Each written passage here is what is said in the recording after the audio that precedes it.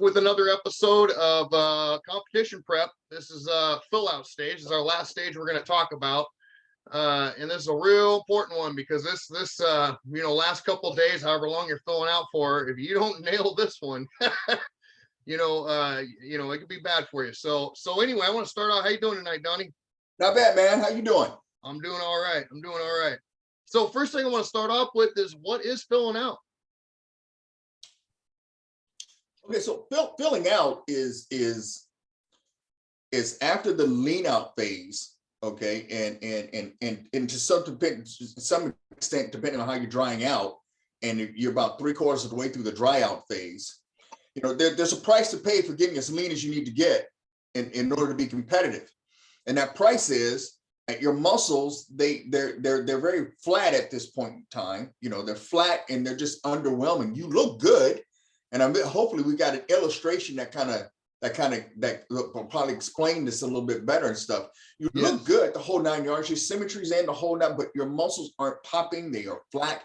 And what we've got to do at this point is we've got to replenish some glycogen back into those muscles, because more than likely, the vast majority of us, when we come down, it requires some low carbohydrates. You're not doing a lot of carbs. Some people, they're doing zero carbs. I mean, I went practically zero carbs for like a few weeks, whereas you were very, very, very low. Even though you can go to zero, you went to, so you're very low on carbs. Like I said before, you got 3 things are stored in the muscles: fat, water, and glycogen. At that point, your muscles are full of water. They're kind of low on glycogen, very little fat to think of. But the fill out phase is we're going to fill those muscles up with glycogen, okay? And it's in a lot of cases, it takes more than just one meal to do that. All right. Some people, they may do it in one meal and stuff, and they may fill up, but then again, you're going to burn through that pretty quickly, because at that point, let's find out where we are. Your metabolism's probably revving pretty high. You're burning up stuff pretty quickly. And this is where a lot of people, they kind of fall short. Competitors, they're so conditioned to not eating, for all the weeks leading up to peak week, and they don't realize now it's time to eat. We got to fill those muscles up with glycogen, and that takes, several, meals and some stuff in between in order to do that. And a lot of times they fail to do that, and they end up flat. So what is it? Fill up the muscles to keep you from getting flat, pretty much in a nutshell. And that just you guys will have some pictures here to see the difference. But you got the muscle there; it's still there. It's just saggy is a good word. It's saggy. It's not popping, right? And that fill out, that's what makes it pop. And that's really all it is. But it's something that it's hard to explain. When you've been there, you know exactly what we're talking about. Yeah. But you'll know your look, because at this point you're looking at yourself all the time, and you're posing, every morning when you weigh yourself. You need your look every day, and that's what's going to tell you if you're on track or not, is that look, and so you're already looking at yourself. And you're going to be looking good, but like I said, at the same time, you're looking a little underwhelming. Your symmetry's in, you're lean, but you're just not full, and like I said, that's the price that you pay for getting as lean as you did. Now, if you're actually looking like that, you've actually done your job, Right? But the thing to think of is that this fill out phase, it's more than just one meal. You just can't go out and have like a burger and fries and stuff, and that's pretty much going to do it.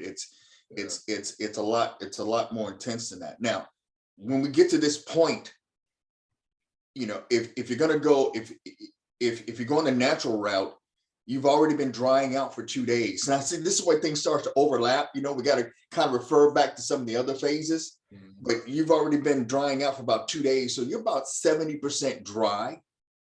Okay. You probably got about 36 hours prior to showtime. Okay. And that's when you're going to start, you're going to start bringing in those carbs. Okay. And basically with me, and basically you is people are like, well, what kind of foods are you going to be eating? Well, that's a good, so what I'm going to do is I'm eating, and it's just for athletes too. If you haven't been eating starch for a while, you're going to go back on the starches that you started with at 10, 12, 15 weeks out, or whatever it is. Okay. In my case, it's rice and it's pasta. My first day I do with rice. Okay. Because I do 2 days, and my second day I go with pasta, and so that's what I will do. I will do, just every couple of hours, I'll do, about 1.5 to 2 cups of rice, and in between that, okay, I'm going to have some dried fruit. That day, I'm going to have a quart, maybe about 2 quarts of grape juice. Okay. This is what I'm doing. All right. Now, the person that is, because I'm going to dry out, the last thing I'm going to do is I'm going to dry out.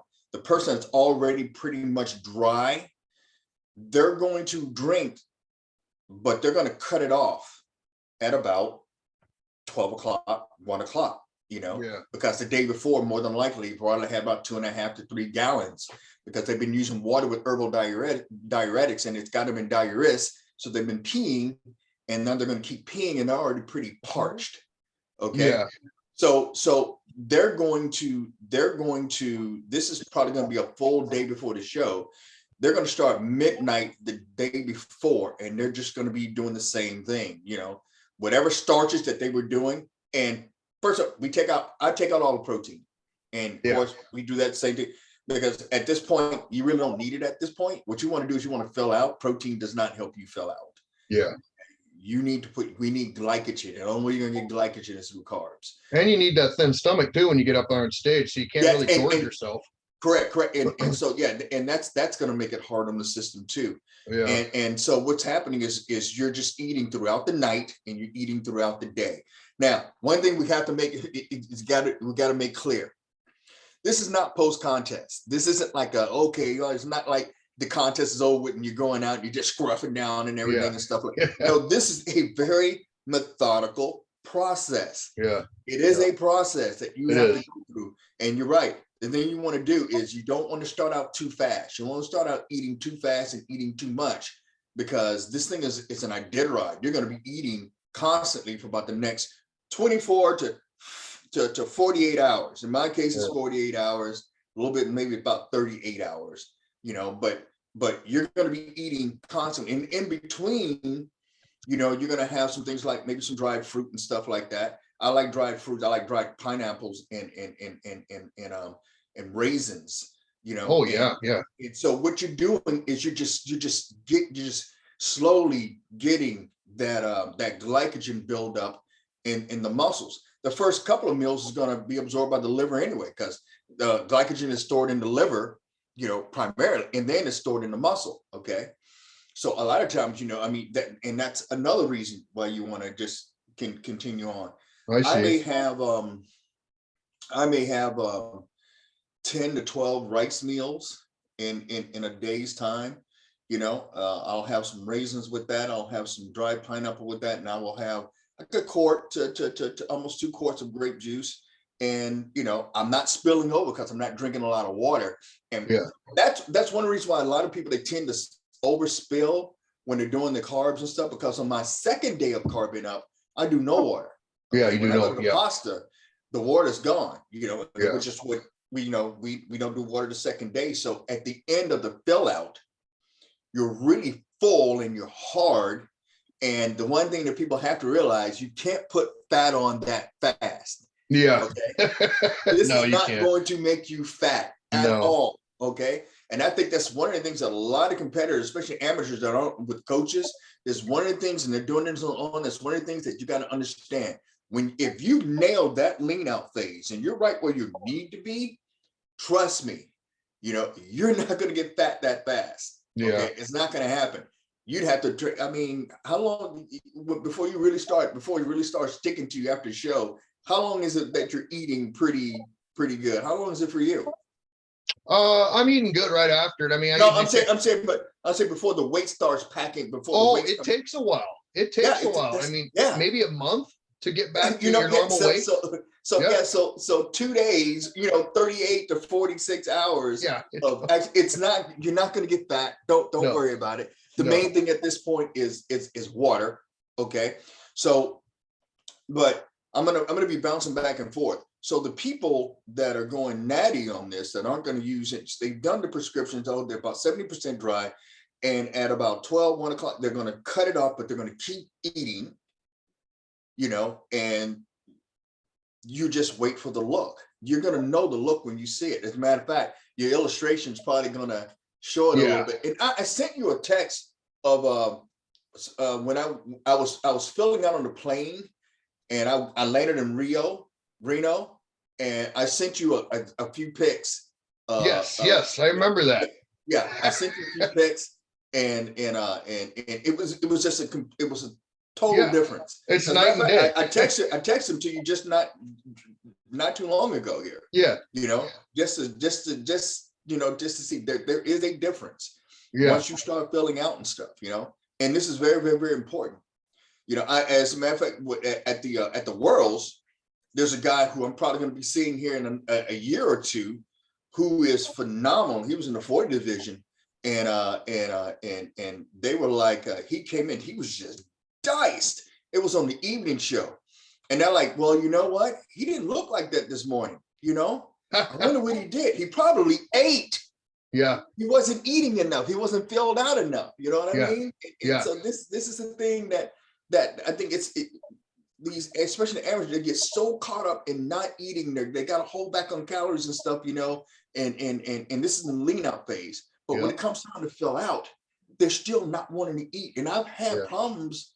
Well, I've had a couple of incidents with clients that I picked up, competitors that did not want to eat. Yeah. And come to find out, they didn't do well. And it wasn't because they weren't lean enough or dry enough. They were just flat. And with me, I think I could even been fuller at the Emerald Cup, honestly, because I took a bunch of pics the day after that show. We went out in the woods, and I mean, that was the best. That was my best look right there on those pictures. Which you guys, when you see them, that's the difference between when I have my trophy compared to the next day. So that would have been 4 days for me of filling out, basically. But show day, obviously, you're not eating nothing, just little bits here and there. But I mean, so it for me, it takes a while. It takes a while to fill out, and I got to eat junk too. I can't. And that's what we're about. That's what we're about to talk about right now. It's like I listened to a lot of other podcasts, and this one guy, he was a pro. He was talking about he eats cookies and all this other stuff, and I'm like, well, there's a ratio to this. You know what I mean? I mean, I tend to go maybe like a 70-30. I do 70% of my intake is from those starches that, the pasta and the rice, Well, and the sugars are gonna leave you quicker anyway. Right. So you got to have some backup, and that's what the rice and stuff is for. And then 30% of it is my dried fruit, my fat-free fig Newtons. I do toast. I do raisin bread. You know what I mean? I'll have that with my pasta and stuff. And I'll have something in between. Let me ask you. You got me thinking about something. Backstage. Obviously you're morning. You're doing your prejudging. You got to wait all day long for your finals. And in that time right there, you could come back just looking like shit. And it's just that simple, unless you fill out right. So, because you just spent all your glycogen posing on the stage. So rice cakes, that's a big one. People are eating rice cakes. And I'm just curious, how fast does that actually get into your system to work? And is sugar better at that point? Is candy better? The thing about, once you get to that point of dryness, after let's say I'm nice and full. That's why I kind of like when I hit my diuretic and I'm really dry, okay, I really, really, really, really have to be topped off with that glycogen and stuff, because things are going to be moving a lot slower now, because I don't have the liquid, I don't have the means to get that stuff to transport really fast. I'm still going to do fast acting stuff, like when when I was backstage at the Worlds, and like I think I told you before, we were getting ready for the 212, and I could tell I had already flattened. I had wasted, most of my glycogen, doing the open, and then I had to go to the 212, and the bananas seemed to work pretty well for me and stuff. Bananas are very high glycemic anyway. Yeah. They seem to work pretty, and I could taste the moistness in it. There's enough moisture to get it kicked into your bloodstream and actually get what needs to go. There was just enough, and it turned out pretty good. It turned out pretty good and stuff, and then once we turned around and we actually did the evening show right after that and stuff. So, it turned out pretty good. So you take a guy that has to make weight. I think this is an important one here. That's tricky. You got to make weight. You have a time frame to fill out, and that time frame ain't 3 days. Right. What do you do at that point? So it's gonna depend. First of all, we're gonna try like hell to make him make weight. Yeah. Now I've got a client that's this is probably going to happen with him because he's a lot lighter than I thought he would be and stuff, and he's already in the low 80s and stuff. I mean, he's in the high 80s right now, and more than he looks like he's pretty close. He's doing the Northwest, and I'm thinking he's still going to be a light heavy, So what's going to happen is this: he's probably going to have to go up a weight class because I'm going to get him down as close. I'm not going to suck him down to 76 because the window's too short. What I would do though, is I'm going to get him in the low 80s. I'm going to get him as just ripped as I can. That way, I've got the room. He doesn't have to make weight. Yeah. I can fill him out, I mean, really, really, really fill him out. And that's a good place to be right there. And then he'll be a light heavy instead of a middleweight. Okay. So worst case scenario, I mean, obviously you got to make weight first. That doesn't happen because you can always go up or lower in a class. Right. Yeah, you can fill out more, and more than likely if it goes right, if he's lean, he's gonna get pretty lean. His muscles are gonna be popping. He's just gonna be it's gonna be crazy. He's gonna be so full, and he's gonna be popping because we had a longer runway. Yeah. Because him barely making weight, and then it's going to take time for that. That stuff does not happen overnight quite. It doesn't. Now I'm curious, like if you are in that spot and you only have, whatever check-in, you go there and check in earliest, maybe 3 o'clock. So now you're filling out all the way till 7 a.m. or 8 or whatever pre-judging is. And you got your weight. So you have your time frames that big. Now, at that point, would it be better to eat just sugar crap food, Skittles, and you want high glycemic foods that are low in fat and fiber. You don't want fat and fiber because fat and fiber inhibits that absorption. It does, yes, it inhibits that. You know what I mean?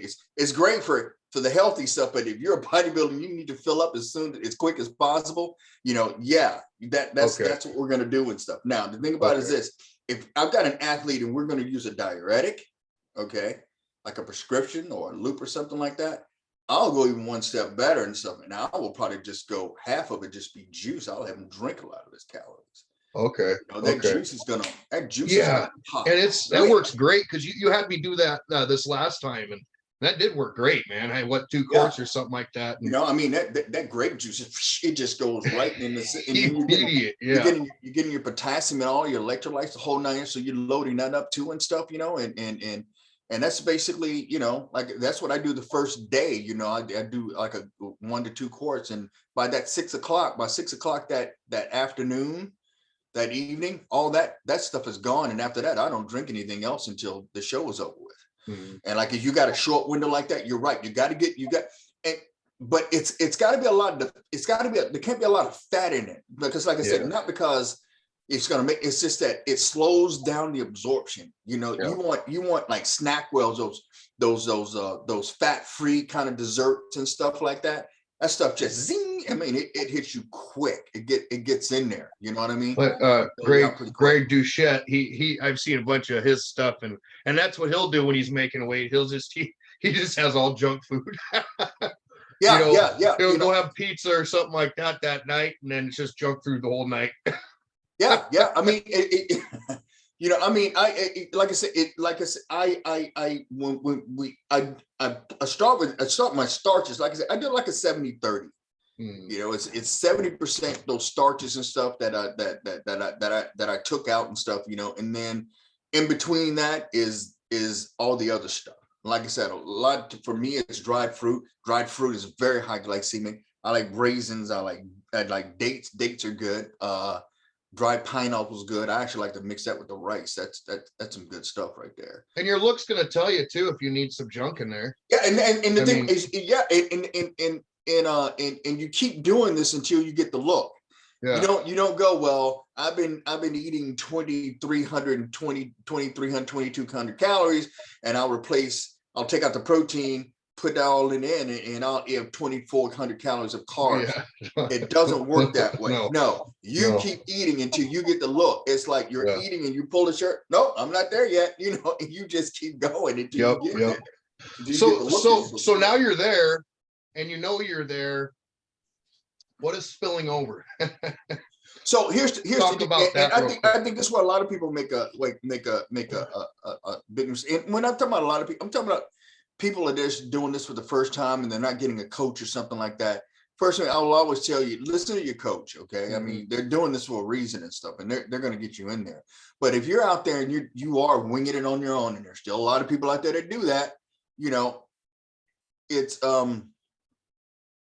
when you're filling out, okay, you know, yeah, you're gonna need some fluid, okay, but let's say if you're natty, you need to be about 70% dry first. If you just start, I remember back in the 70s, you would just start eating and you would drink, and you would do this over a period of a couple of days.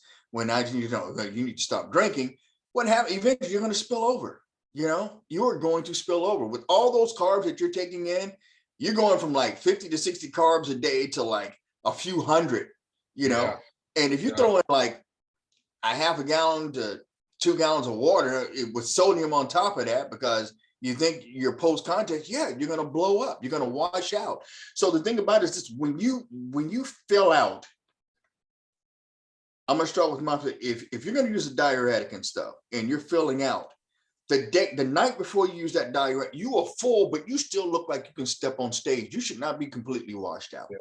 If you're completely washed out, that means you've got too much water. Now you got to up your dosage and stuff. And the higher the dosage, the more things can go wrong, you know? And you don't want to do that. So that thing is when they feel like they need to control their water, okay? Even when you're doing a strong diuretic. Like I said, the first day, I typically do about 1 to 2 gallons, about 1.5 to 2 gallons a day. The first day of my fill out, that goes to 2 quarts. That's it. And that's all juice. The second day, no water. No fluids whatsoever. And I'm eating throughout the night, the whole 9 yards. And the thing about it is this: now there's a less likelihood that you're going to spill over. Same thing for natties. You're 70% dry. You've already been drying off about a couple of days. Okay. And then you're going to start filling out. Okay. But the thing about it is this: there's less likelihood that you're going to spill over because you're already 70% dry. You see what I'm saying? Yeah. Okay. And you just continue, you know, you will cut your water off at a certain period of time, but you're going to keep eating throughout the night, and you're going to be good. So spilling over, in a sense, you know, you have 3 things in your muscles: your fat, your glycogen, and your water. Right. Spilling over is water in there. Right. It's water. It's not fat. You're not going to get fat. Yeah. You're not going to get fat. You know what I mean? Especially you're just not. And so what it is, it's the water that's the culprit at that point in time. Yeah. Okay. That's what it's all about. It's about the water at that time. And just to emphasize on filling out, it is different for everybody. It is. And it's different for each show. I mean, you've been doing it for so long, and every show you do, you tell me, I'm going to do this next time, or I'm going to change this. And you know, and you've been doing this a long time, but it changes each time. And another thing I want to talk about too is you don't drink water the last day. No, I don't. So we got to pick foods that we can eat. You don't want to be choking on it.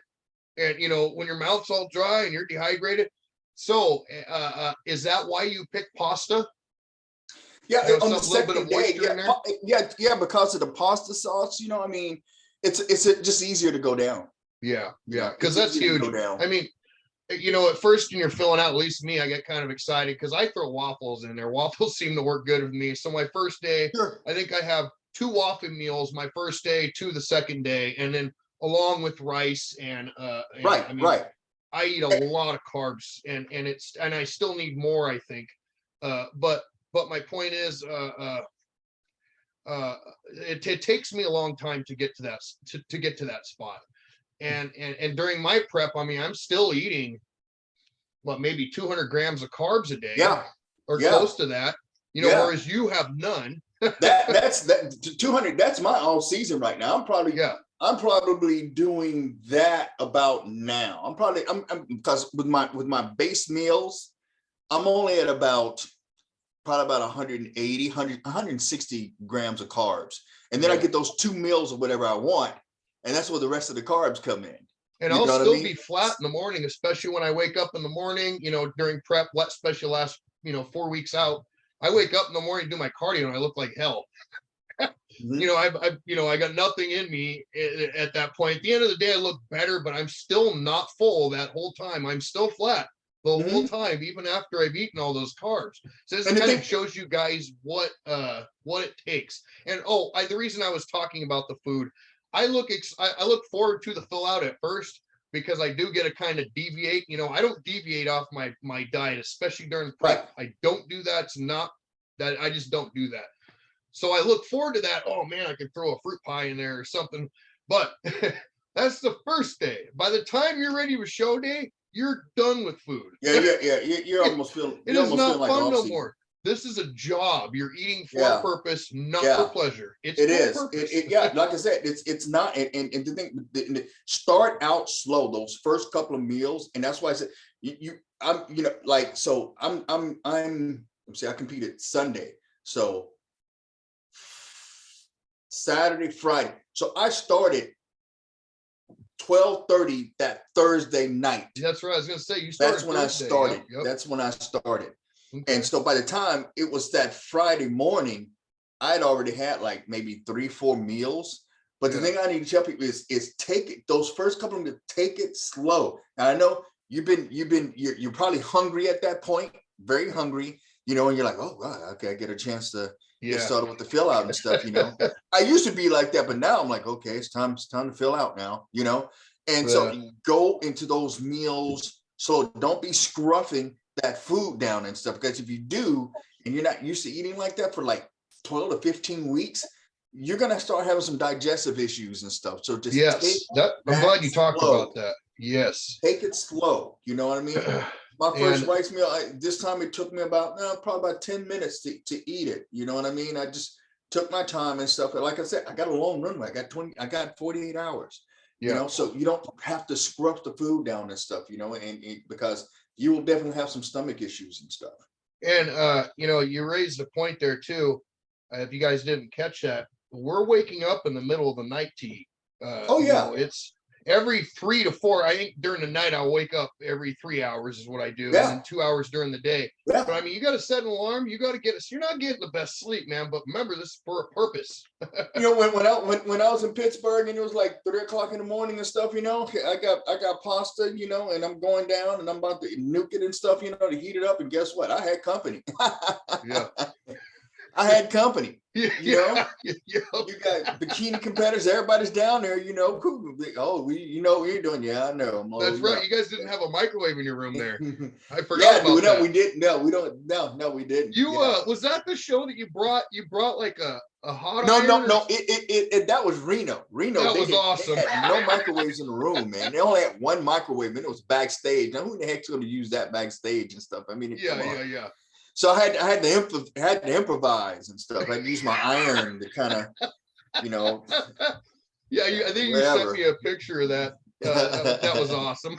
Yep. Using the hotel iron. Yep. But it works, man. You got to do what you Yeah, got it to do. did. You can't stop. So, It did. and as much as you got to eat, you really don't. You don't want to be running down to the lobby every 2 seconds either. I mean, that's not fun. But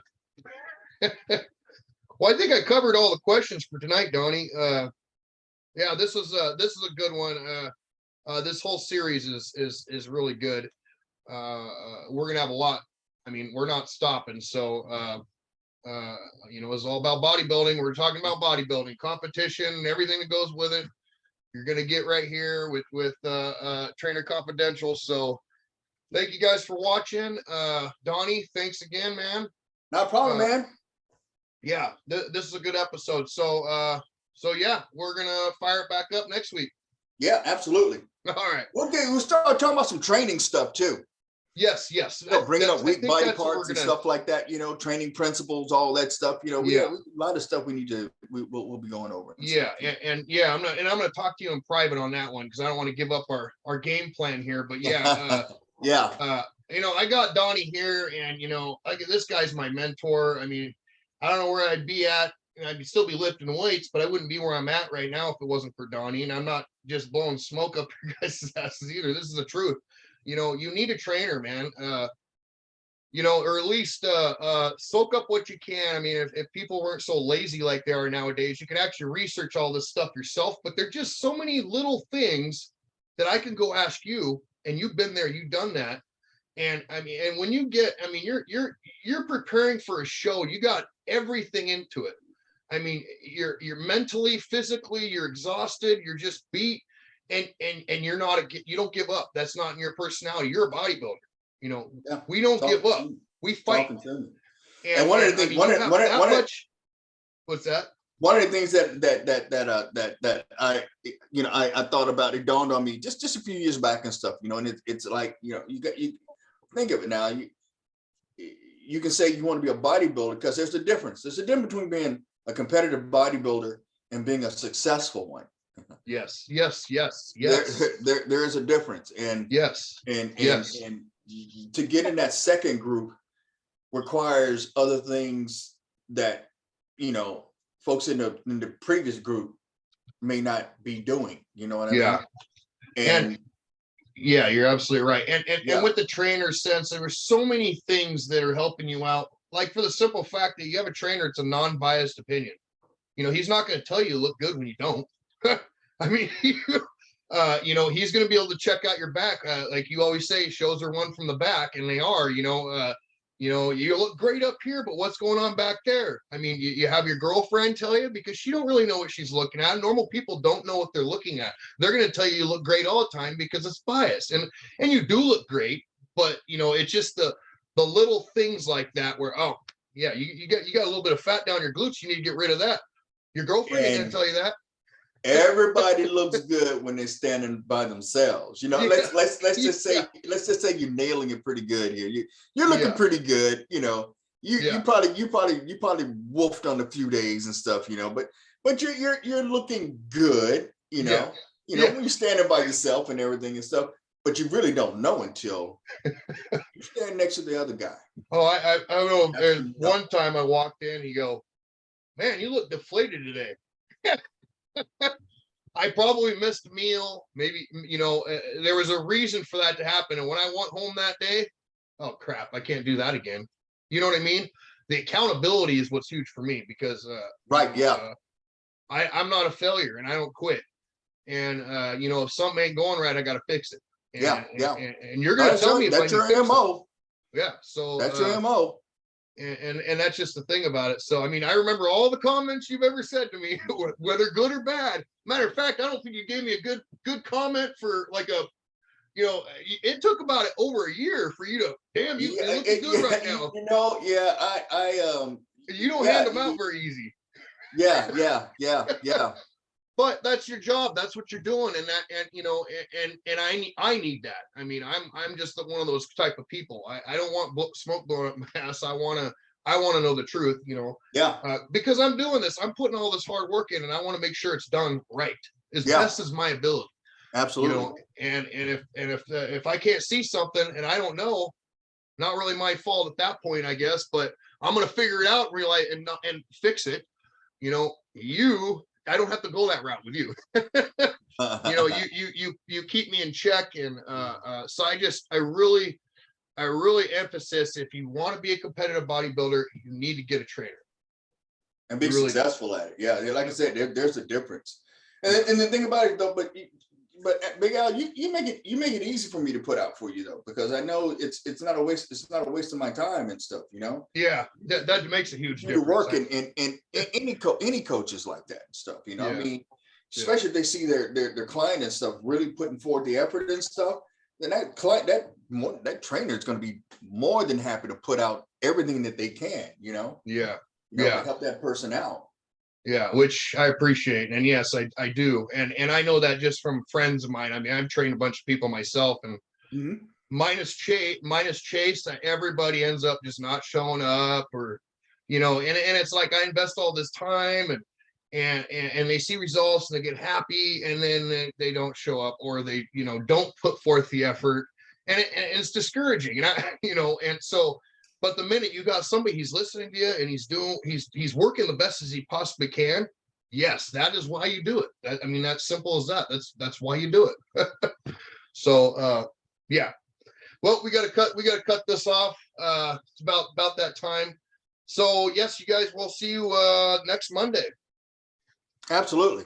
All right, Donnie, you have a good night, buddy. You too now.